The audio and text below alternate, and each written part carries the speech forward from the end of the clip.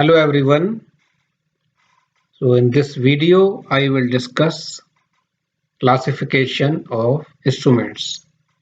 We will discuss how we can classify instruments and we will see different examples.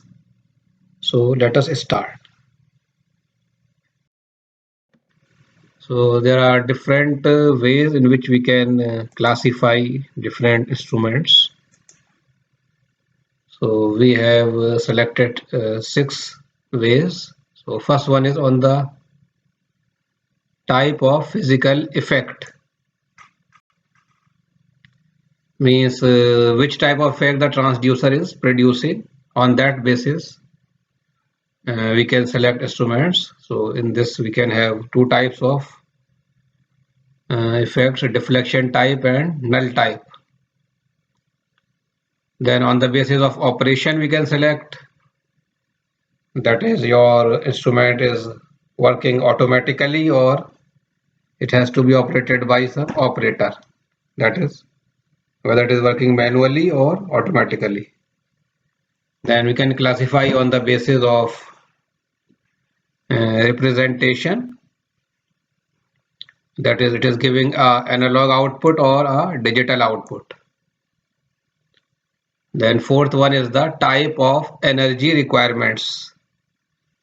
So some instruments do not require external power, so they are self-generating, while some instruments required external power for their operations, so they are externally power operated.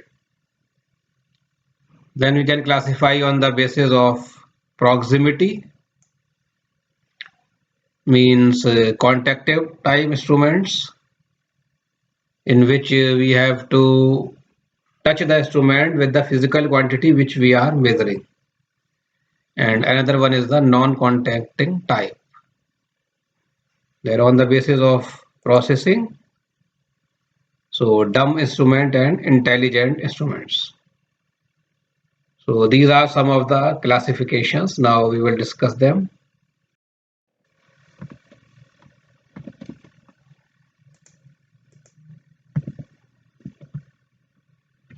On the basis of physical effect, first one.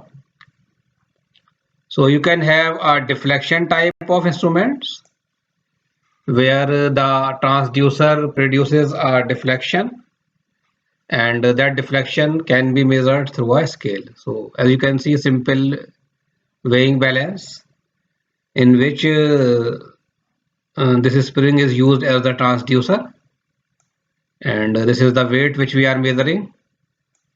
So when we put the weight, so there is some deflection which is produced, and we are attaching a pointer here, and this pointer is attached to a scale. So whenever you put here some weight here, and then spring will deflect, and this deflection can be measured in a scale. So these type of instruments are the deflection type of instruments. Similarly, our simple bottle tube pressure gauge, that is also a deflection type instruments. Then null type, where we nullify the effect of the transducer. So for example, consider this weighing balance. So in one pan you are having some standard masses, and in another pan you will be putting the unknown mass. So suppose if this is heavier, then this will deflect downward and pointer will be somewhere here, and if this is heavier, then pointer will be here, and pointer will be at 0 when both the weights are equal.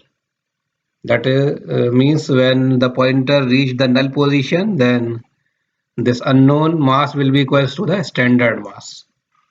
So this balance you might have used in your chemistry lab, in your maybe in your +2, or if you perform chemistry lab experiment here in the engineering college, then this type of weighing balance is present here. So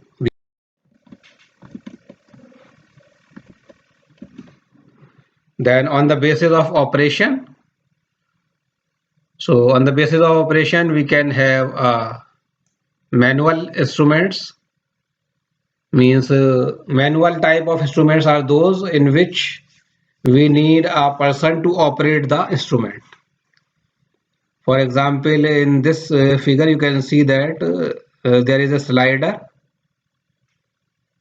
and this slider has to be operated by a person. So means these instruments need some intervention of observer for its measurement. So any instruments in which we need some time or some type of manual intervention, then that type of instrument can be classified. While we can also have automatic. So in automatic type of instruments, in place of the observer, reversible motor and relay is connected. So this is you must be knowing that this is a Wheatstone bridge. So a Wheatstone bridge has 4 arms, and when the Wheatstone bridge is balanced, then there is no output voltage. But when your Wheatstone bridge it is unbalanced, then there is some output voltage. So suppose if this resistance is not in balance form, then what can happen? Some voltage is generated, and that signal is fed to this relay. So on the basis of signal, this will operate the reversible motor, and this motor will move this pointer or slider. So until the weight is zero. So when this until the unbalance is zero, when there is no unbalance and everything is balanced, then there is no signal in the relay, and this motor will not be operated. So this type of instruments is automatic, means it is receiving the feedback, and on the basis of feedback this motor is operated, and this motor will move this slider. So in the previous slide you have seen the manual type in which a person is moving the slider, while in automatic type of instrument this motor is moving the slider. So this is the difference between manual and automatic. Then we can have classification on the basis of representation. So on the basis of representation, you can classify as analog and digital. Now in analog type of instruments, physical variables are in the form of continuous or stepless variation with respect to time. Uh, means the physical quantity varying similarly as a continuous function. Okay, means it is varying continuously. There is no gap in between with respect to time. Then second thing is it consists of simple functional elements. So analog instruments, they consist of simple functional elements. Means a simple body tube pressure gauge, which is giving analog output. So it consists of a body tube, then gear and lever arrangement, and then pointer and scale arrangement. So because of these simple functional elements, these instruments are less costly, because if we are having more instruments, then cost will increase. And because of the simple element, they are easy to maintain and repair. So these are some of the advantages. While digital instruments, so in digital instruments, physical variables are represented by digital quantities which are discrete and vary in steps. So they vary in steps. So they are varying like this. Okay. Now they are unable to indicate the quantity which is a part of the step value. So suppose your quantity lies here in the center. So they cannot indicate this quantity, okay? They can only indicate the quantity which lies here or here. So they are unable to indicate the quantity which is a part of the step value, okay? So what you can do, you can make this step value as small as possible. But still, if your quantity is lying in between the step value, then it will not indicate. It will not give any indication.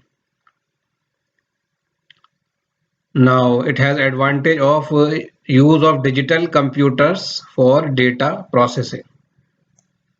So, because digital values can be easily processed with the help of computer, so you can use digital computers for data processing. Let's move further. Next basis is type of energy requirements. So you can classify the instruments on the basis of type of energy requirements. So we can have self-generating type of instruments. These are those instruments which do not need any external power for their operation. Okay. So for example, in this figure, a schematic diagram of a photovoltaic cell is given. So it is receiving the light, solar light. So solar light is available everywhere, and from this light, and by using some semiconductor material, it is generating some this output voltage, and this voltage can be used for the operation of the instruments. Okay, so means the power which is required for its operation is generated by the instrument itself. So that is why we call it a self-generating instrument. While in power operated, we are providing power from external source. So this is the Bourdon tube pressure gauge with electrical readout, which we have studied in our previous video. So here we are supplying external power, okay? And this external power is supplied to operate this LVDT. Here we are having this LVDT, linear variable differential transducer. Okay, so this electrical power source is used to supply power for the operation of LVDT as well as this voltage amplifier. So in externally powered type of instruments, so you need some external power for the operation of the instrument. Now let us move further. Next basis of classification is on the basis of proximity. So on the basis of proximity, we can have a contacting type instrument and non-contactive type instruments. So in contacting type, the instruments needs to be in directly contact with the physical quantity which you are measuring. So for example, this is a tachometer. A tachometer can be used for the measurement of RPM. So here you can see this protrusion. So this needs to be connected with the shaft. You have to connect this part to the shaft, and this will rotate with the shaft and give the value of the RPM here. While you can have another non-contacting type tachometer. So this will operate means this is having some different operating principle. So it is flashing some light on the shaft, and when the shaft rotates, so depending upon the frequency at which this light is flashing, you can get this value of RPM. So here the instrument is not in direct contact with this shaft, while this instrument is in direct contact with the shaft. Similarly, you can have for measurement of temperature, this is the thermocouple. So, sorry, this thermometer. This thermometer needs to be in direct contact with the person for which you are measuring the temperature, while this is the non-contacting type. So, this instrument you might have seen, this is used widely during the COVID. So it flashes some light, and on the basis of that it measures the temperature of the body. But this reading might be incorrect sometimes. Then another non-contact time instrument is this schematic diagram of variable reluctance tachometer. So this is the same schematic diagram of this instrument. Okay, so you can have different type of contacting and non-contacting type of instruments. Now let us move further. Dumb and intelligent types. So a dumb or conventional instrument is that in which input variable is measured and displayed, but the data is processed by the observer. So a dumb instruments only measured the input variable and display it. That's it. It will not do any further processing. It is just measuring the physical quantity and displaying it. So for example, a simple Borden pressure gauge, which you will find on the uh, motorcycle and cycle repair shops. So that is the simple Borden pressure gauge. So it is a dumb instrument because it can measure and display a car type pressure. But the observer has to judge whether the car tire pressure is sufficient or not. So it will not tell you whether the pressure which it is showing is a sufficient one, or it is more than or less than, so that the observer has to judge. Okay, while an intelligent instrument, or you can also call it a smart instrument, so it may include some or all of the following. So first one is the output of the transducer is in electrical form. An intelligent instrument has its output in the form of electrical signals. Okay. Second is the output of the transducer should be in digital form. So first one is the electrical, second one is the digital form. Otherwise it has to be converted to the digital form by means of analog to digital converter. So if the output of the instrument is not in the digital form, then you can use analog to digital converter for its operation. Then an intelligent instrument should be connected with the digital computer. So it should be in such, it should have such an interface that it can be easily connected with the digital computer. Then it can use the software routines for noise reduction, error estimation, self calibration, gain adjustment, etc. So there are different softwares available which can be used for these points like noise reduction and error estimations, calibration. So a smart instrument can use all these routines. Then software routines for the output driver for suitable digital display, or to provide serial ASCII coded output. So these are some of the characteristics of intelligent instruments. So this is all for this video.